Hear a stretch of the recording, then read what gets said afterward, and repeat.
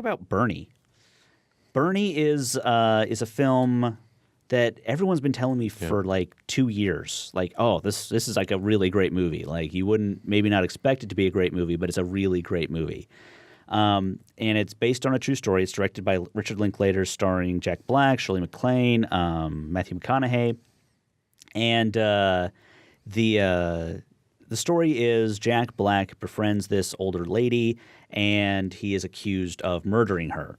And it's about the trial, but it's told almost like a pseudo-documentary style where you're all of the actors. I don't know. It felt like a lot of them were real people, not actors at all. Well, they were the real some of them were actors, but many of them were the real townspeople. Right. But it basically tells the story of how this all happened, and the idea is that this guy is so well liked that just nobody can believe that he would do this. Like, no one could believe that he would do this. And even if they believed he did it, they feel like he shouldn't be punished for it because they like him so much. That was really fascinating. And you know what? When I hear the name Richard Linklater, I think, oh, of course I've seen lots of Richard Linklater movies. I looked at his filmography, I've seen 2. Yeah. I was like, oh my God, I got to fix that because that's not right. That is not right. Yeah. It's one thing if you haven't seen a lot of, Carl Theodor Dreyer movies. It's like you don't have access to those as easily. Right. Richard Linklater, I should have seen at least half of his movies. So I looked him up on Netflix and Amazon, whatever. I'm going to fix that. Good. Yeah. Yeah. I even to this day, there's still people that are discovering the movie. I mean, I've seen just this week somebody else was talking about it, and I thought maybe they had seen it at Ebertfest, but it was clearly obvious that they were not in Illinois during the festival. So people were still discovering the movie, and it's just it's a completely Jack Black's movie, and I want to say, I think it was during the Oscar episode that he got brought up, didn't he? Yes. It wasn't any of us. I think it was James. It had to be James loved it, and Jim Nairmore recommended it earlier in the year. And so I think James actually was sort of, chiming in for like a nomination for Jack Black. And when I think about it, I mean, I can see that happening because it's just I don't know. It's almost like as if like, should he get nominated because it's unlike anything else he's done? You know, it's like, are you trying to give him the Oscar nom because of his career previously? I mean, he's done a couple other things that are, I don't think he's in anything as serious as this, which I think is a really interesting move for him. Some people try to be like, oh yeah, it's like when Robin Williams tried to do drama. It's like, I don't know. I don't remember Robin Williams being like weird for the sake of being weird. Yeah. Robin Williams was just funny and crazy. Yeah. There's a difference. So, and it is really interesting that they sort of went about putting all the different people in the movie from the actual town because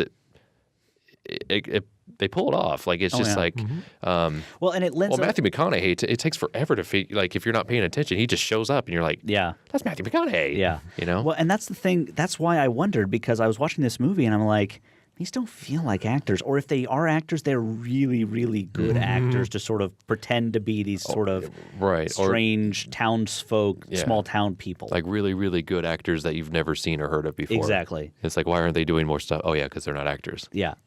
But then at one point, Craig, you leaned over to me and was like, that actress is Matthew McConaughey's mom. And I was like, oh, that's amazing. Yeah. She's very funny in that, too. Yeah. Yeah. Yeah. Yeah, and it's a really, really funny movie. It's like it's super serious, but it's so just like over the top, but in a real subtle way. Yeah. Which is hard to pull off. Yeah. Well, and that's something you said to me, Craig. You'd seen it before. I hadn't. The crowd was just losing their minds at like every single line. I saw it sort of. It was just me and my wife, and I've always regretted not seeing it with a group of people. So that's really interesting to hear. Yeah, although it was a different experience because, like you said, when I saw it on demand a few months ago, it was I thought it was funny, but in a very subtle, low-key way.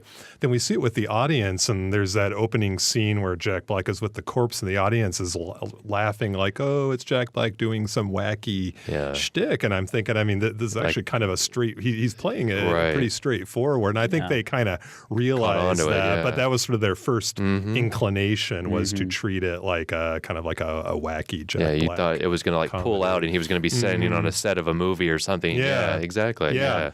And the other thing that struck me the second time was how much of it is really a musical. Yeah. And they draw a wonderful analogy between Bernie charming all the townspeople and this the Music Man, which Bernie is starring in, which of course is about somebody conning all the townspeople. So yeah, it's a really I think I liked it the first time, but I think I underrated it. The second time I thought, this is a really good movie. Yeah, it's almost like watching Downton Abbey with a crowd. Yeah. Like you really like it, and then you watch it with other people that really like it, and it's like it's infectious. So it's interesting to see how people were reacting to it at the beginning because you're totally right. It's just like I can't believe he's doing this, and you're like, oh no, this is real. Like, okay, it's not a joke, Yeah. So all right. very cool. A Place for Film is recorded at WFIU Studios in Bloomington, Indiana.